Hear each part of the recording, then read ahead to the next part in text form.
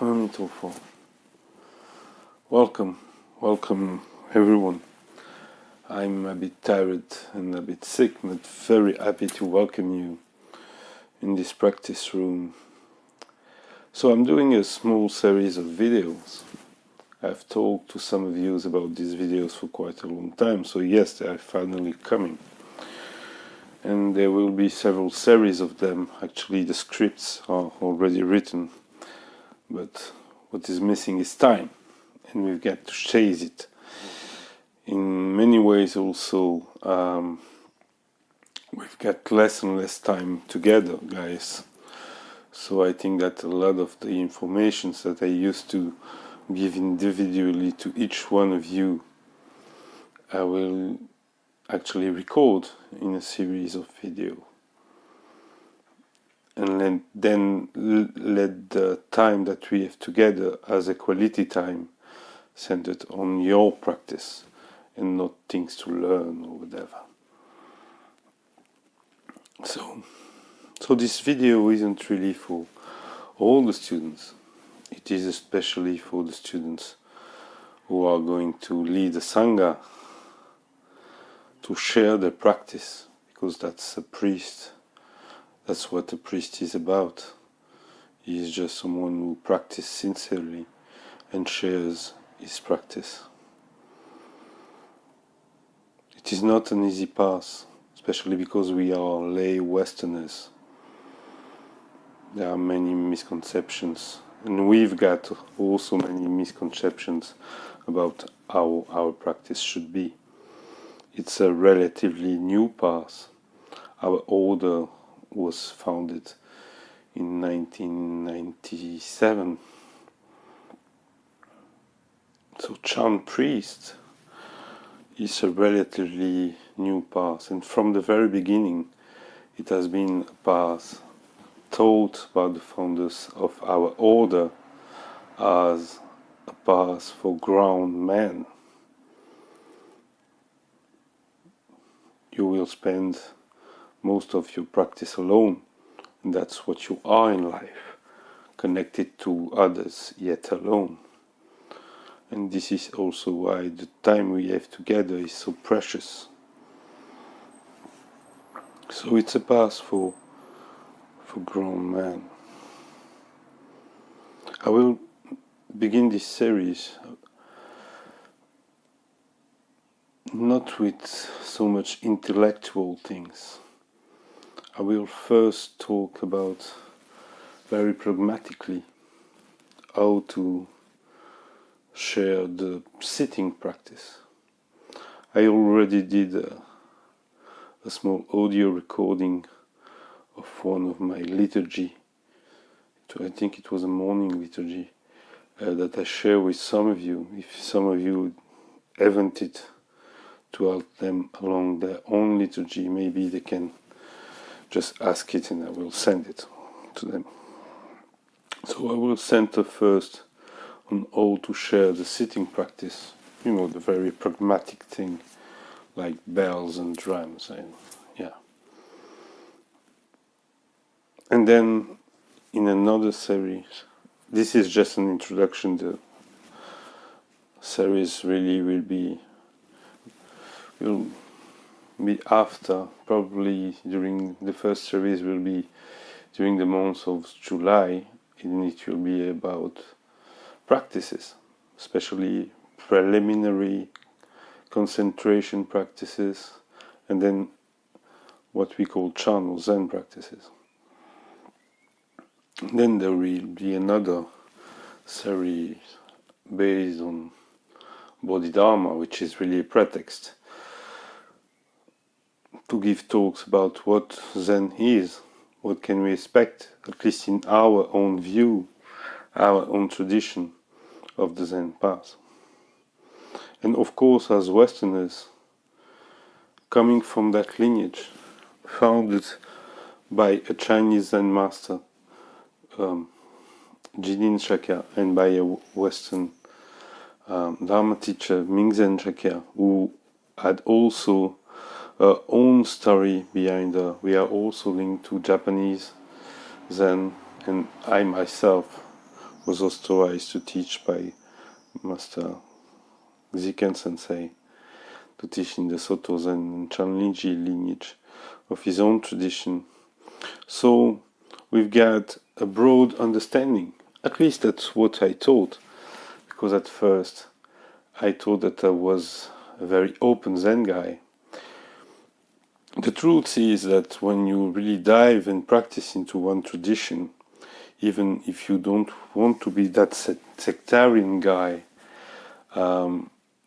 you still get molded by the Chinese view, or at least what Chinese would do or think about the practice is of some importance when you want to be in line with that tradition, yet adapting it to the modern times. And I will explain that maybe later. Anyway, so about liturgy and practice, the most common question I got is, what comes before what? Is it first liturgy and then practice, sitting practice? Is it first Zen sitting practice and then liturgy? Well, it's a mess for us, because generally most of us, when they go to Zen set, they go at best to it once a week, sometimes once a day when they are really into it for some time, but generally it's more once a week if they can. And you generally go to a one-day practice, or you just go to an hour of practice in the evening. That's also very common. And so we generally tend to adapt it to the needs of the particular event. Traditionally, there is first a time in each individual cell, because generally monks are in their own rooms, cells, rooms. In some traditions, especially in the Caotong, Soto if you want, Chinese Soto tradition, they tend to be more in collective rooms, but not that much actually. Generally, each one has his own room and begins his own types of practices, which can be really from Vajrayana to Theravada to any practices.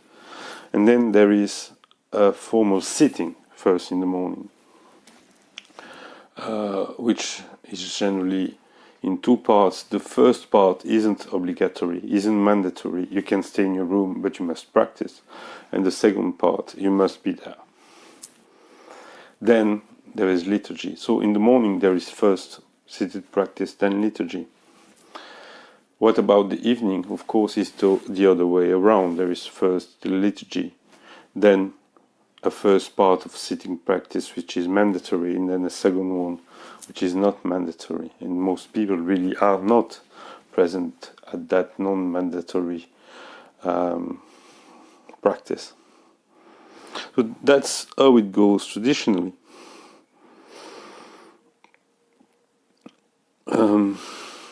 Now, in a traditional, especially in Chinese monasteries setting, the place you will chant and do the liturgy and the place you will sit are two different places. Nowadays, temples and monasteries tend to open the doors to lay people and give them kind of Zen retreat vacation, and they can practice sitting with the monks, and especially it's a kind of fake retreat or light retreat just for them. But traditionally, lay people can't sit with in a true retreat with monks unless they are very serious practitioners which are approved by the abbot or leader or head priest of the temple. So, in a more pragmatic way, the ways of calling always use the basic same basic tools, which is wood and bell. Two very simple yet important element in Chinese history. But it is important to know that actually each monastery and even each leading teacher at the time will have slight differences. And in general, Chinese are not that close on these matters. It is a bit different with liturgy, but when it comes to sitting, there are different ways around, really. There are a basic structure, and then each one has kind of its specificities.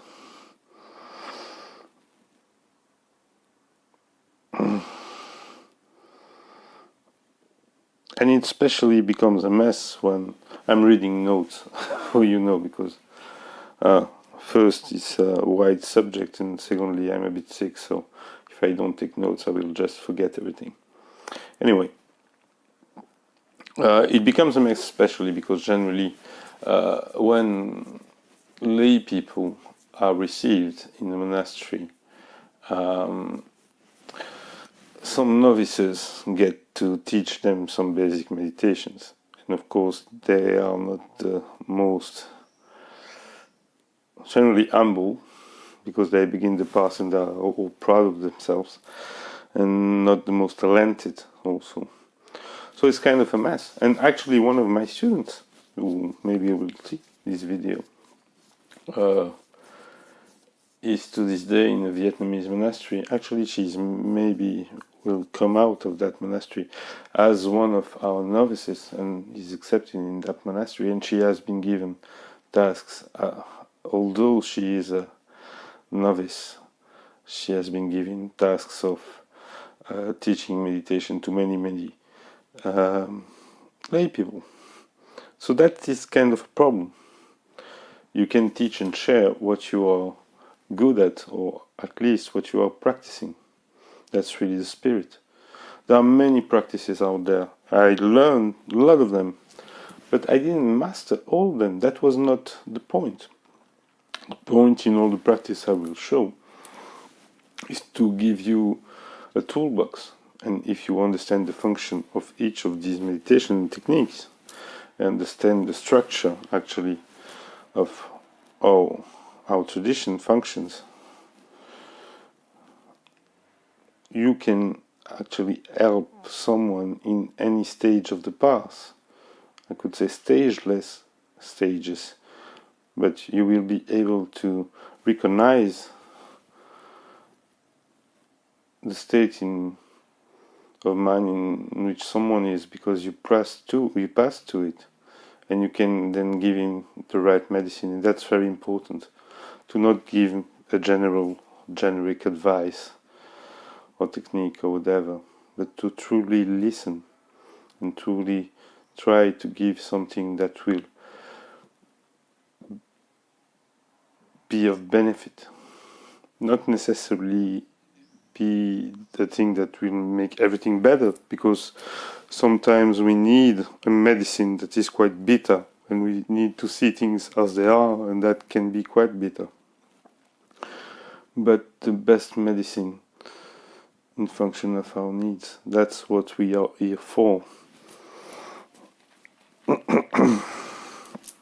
So, wood, in all its form, generally a fish drum, or more simply claps, and we use the two of these, okay, is the more used instrument. If you've got to only have one, the cheapest and easiest are these claps, okay. This is really the sound of the word, the sound of a tree falling, the sound of a stone on a tree because someone walked through a road, the sound of a construction building, at least at the time, the sound of the word. Again, can be more hollow, more deep, like in a dark cave of yourself, but it's still the sound of the word. Okay, all these sounds are striking, but there is also the sound of the metal, the sound of the bell, which has another quality to us. The sound of the bell is more subtle and is traditionally used to wake people from deep samadhi. Actually, there are wonderful stories about Master Shuyun or Master Hanshan in very deep samadhi for days and sometimes weeks, who no one could wake up in any ways, and just mind with a pure earth, and a bell could awake them. In a way, it's also to say that a mind who is truly listening within, truly doing the practice with a pure earth, will achieve the same state of samadhi than the ones practicing that deep samadhi. But, well, the bell is very subtle, and it's always a call to look within. It's really linked to Kuan Yin. It is supposed to be a voice, and it gives us a taste of samadhi. It is really recognized like that. Could say many more things about the sound of the bell, and we will in another part of another series, but mainly this is it. Our view, mainly because the tradition who links the bell to the fact of sitting for days and weeks, and in some stories months, actually lives through this day in some lines of some airs of the Master Shuyun. A good example is the tradition of Master Shranwa, who founded the big monastery in America, but there are also other masters, especially in Taiwan. And in this line of the Shuyun heritage, it is an exclusively almost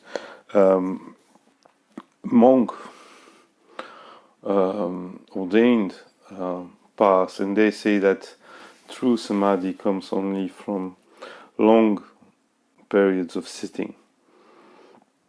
Our view is a bit different. We think that it's wonderful for a monk to be able to enter the gate of Zen through that hard way. It's possible for us for some time on very dedicated periods if we do a retreat alone or almost alone, and we are very dedicated, and we found something to not be a burden to our families during that time. But it's way more difficult for us. It is just the hard way can be occasional for a lay, especially a lay Westerner, but will not be our daily way of practicing. And that sometimes can be a misunderstanding when we talk with our Chinese or Vietnamese or anyway brothers in Zen, because they don't understand that we don't practice the hard way. Indeed, we practice the soft way of daily life. That is, that we practice the same practices. There is the same intention. But we don't do that in the comfort of a monastery. And it can be hell. But we do that in the world, which is really, it's an insane path. We need a strong dedication, because everything around us isn't preaching and helping us in the Dharma. At the very contrary. But that's also the Bodhisattva path. So our way is the way of action. Zen is essentially the eightfold path put in action. Mingzen used to say that Zen is right view, right action. So yeah, Zen is the way of action.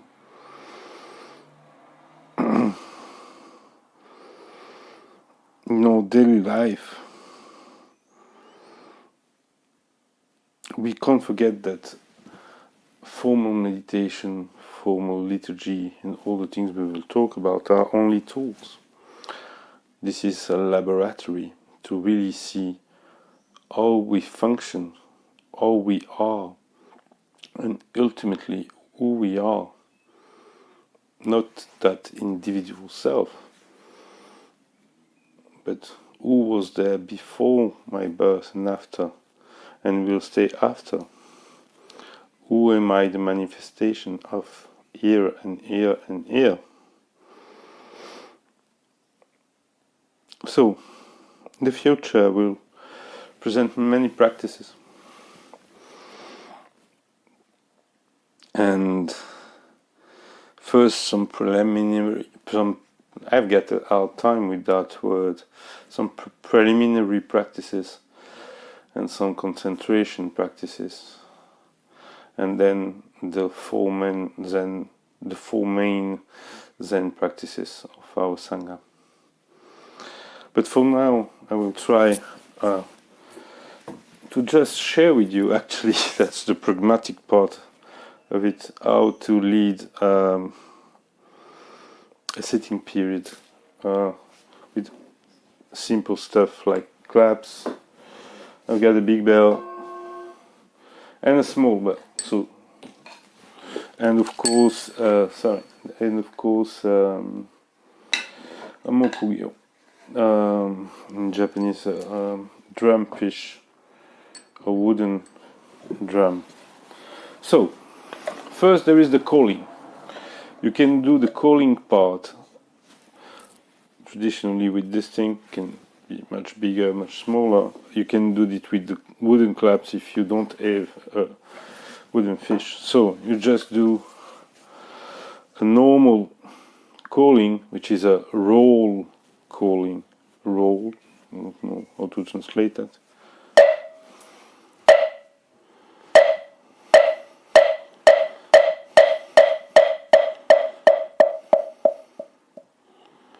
Then you strike 3 times, one on the wood and one on the big bell.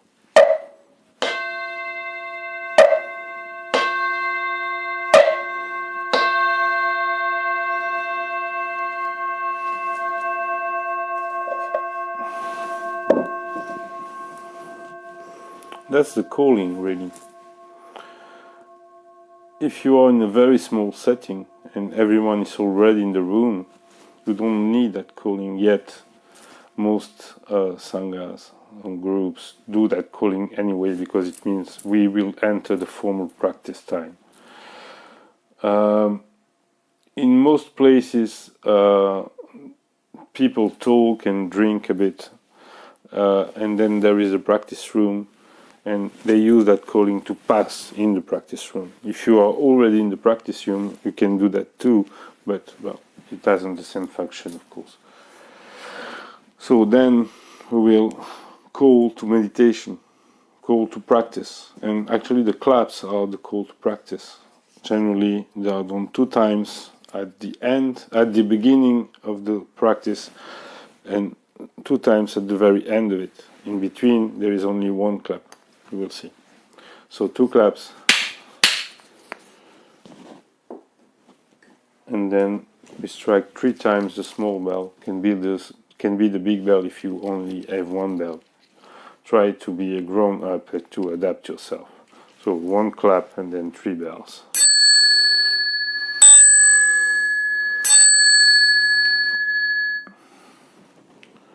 So generally now is the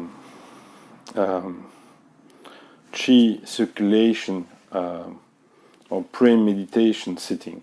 3 to 5 minutes of sitting where you will practice a practice which is about really chi circulation, about breathing, about launching the machine to be in a better state of harmony of mind, breath and body for the actual Zen sitting.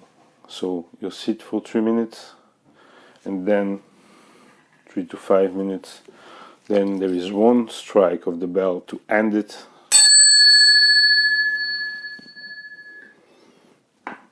and then you signal that this time of meditation ended by clapping again. Okay. That marks the end of the first time of meditation and the beginning of the second time of whatever comes next. Generally, it is meditation. I like to do that second time a walking meditation, actually. Many do that sitting. I like to do it walking, but that's really open too. So what will happen again at the beginning of that time? 3 bells. I do it very quickly, of course. You do your time of meditation, either sitting or walking, no problem. At the end of it, one clap. At the end of it, 1 bell. Okay, it's more difficult when you don't do it, and 1 clap. Okay, you will do another practice. In my case, I generally do sitting meditation at that point. So 3 bells. Okay, I sit. I bow and I sit, actually. Okay, then 1 bell.